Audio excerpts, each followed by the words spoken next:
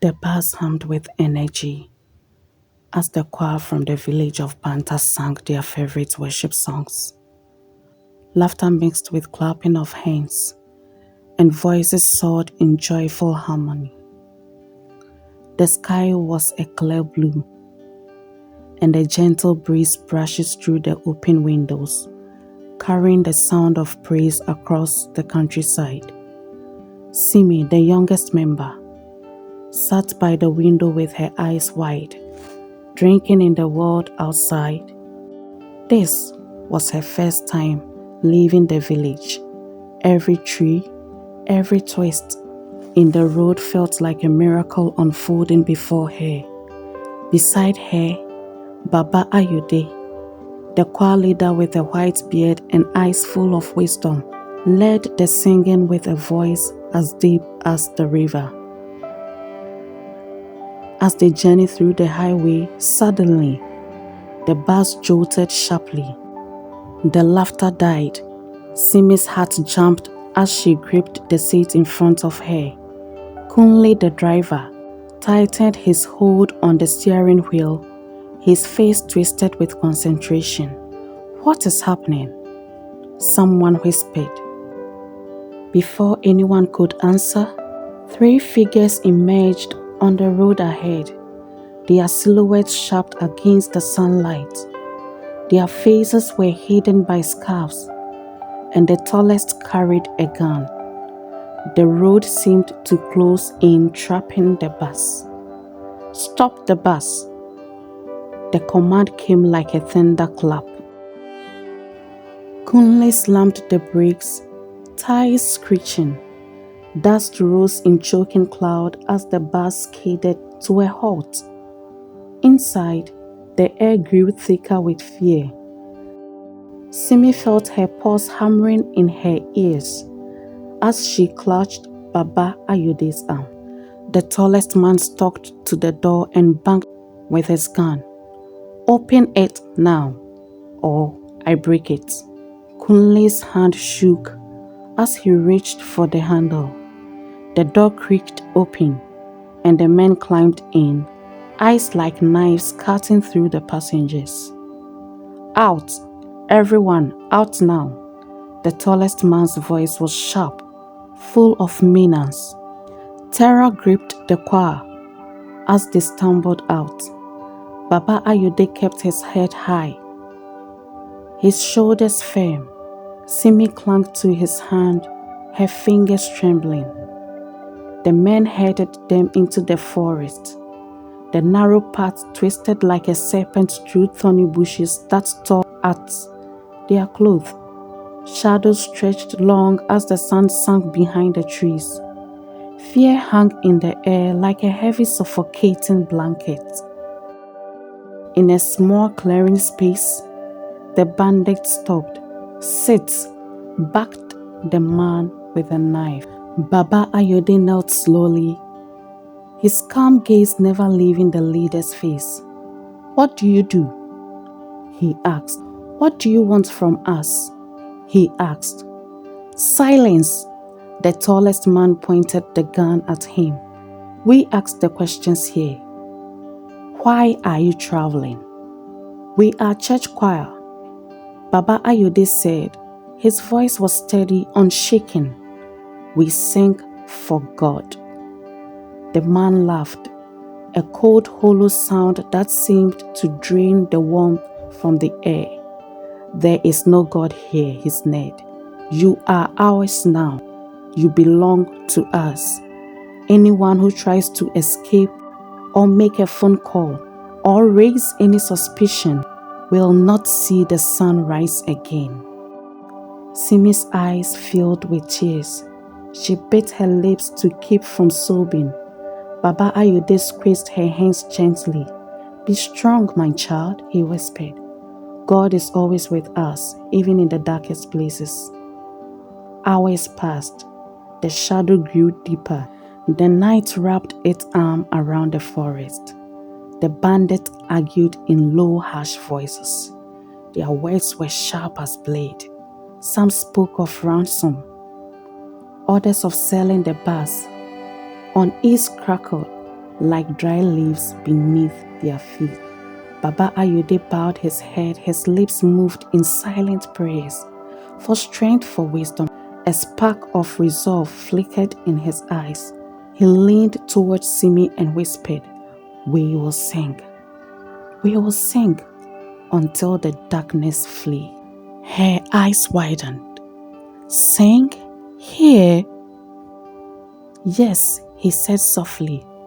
"God's light shines brightest in the dark. Trust him and trust me."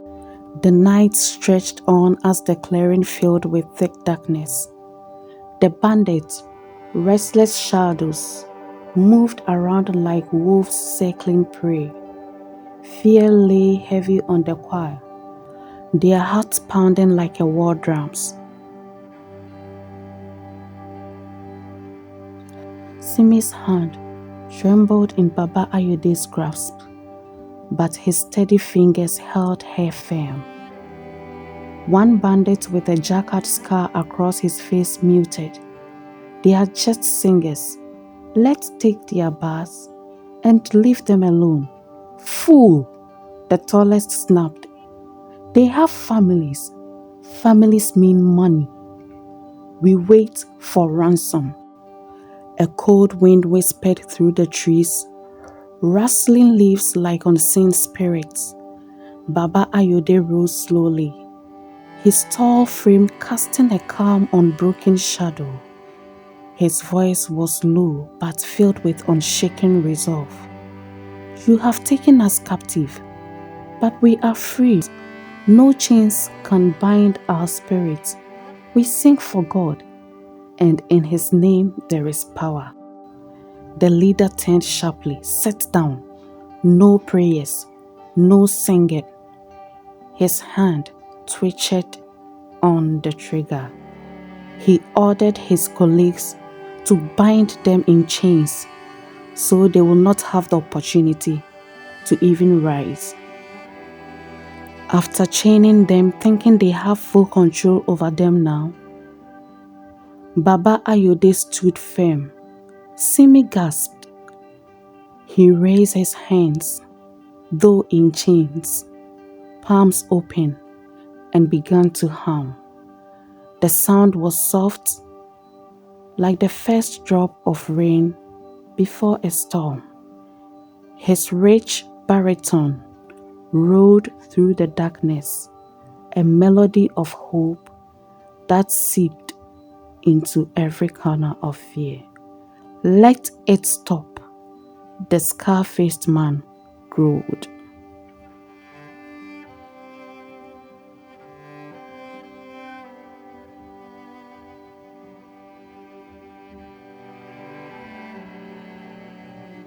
Yet something stirred the other choir members. Their voices, tentative at first, joined in. Harmonies wove together, rising like a tide, the lyric of an old song. In the shadow of his wings, filled the clearing. "I know a place I can always run to in times of distress, confusion and fear. When my enemies surround me, for I know in you I am safe. For you lead me and hide me in the shadow of your wing." The song danced through the air, wrapping around the trees, flowing like a river of light into the hearts of all who heard. "Silence them," the leader roared, but his voice faltered as strange feeling gripped his chest. His eyes widened. He stumbled backward. His breath came in short, panicked bursts. "What is this?" he whispered. "What is this?" His knees buckling. "What? What have you done?" "It's not us," Baba Ayode said gently. His eyes glowed with peace. "It is the Spirit of God. He fights for his children." The scar-faced bandit stepped forward, but his feet felt heavy as if unseen hands held him back. A low moan escaped his lips, and fear crawled into his heart. Let them go, he muted, his voice cracking. We can't, the tallest man rasped, clutching his chest. We must hold them. The song grew stronger. Courage replaced trembling as the choir poured their soul into every note. Tears streamed down Simi's face, her fear melting into something pure and powerful. That is called faith. Suddenly, the wind shifted, casting strange, twisting shadows that seemed to take form. Angels of light and justice standing guard. Terrified, the leader scrambled to his feet, his eyes darting around as though seeing things unseen. He let out a strange cry and ran into the forest, disappearing into the dark. The others followed, their shouts fading into silence. Baba Ayude knelt, his hands still raised. Thank you, Lord. You have delivered us. Simi turned to him, her eyes shining. Was that really God? He smiled, tears glistening on his cheeks. Yes, child. His light always overcome the darkness. The choir sat in the clearing, their chains broken, their hearts free. The forest was still, but the song of deliverance lingered, echoing through the night, a testament of power, of unwavering faith.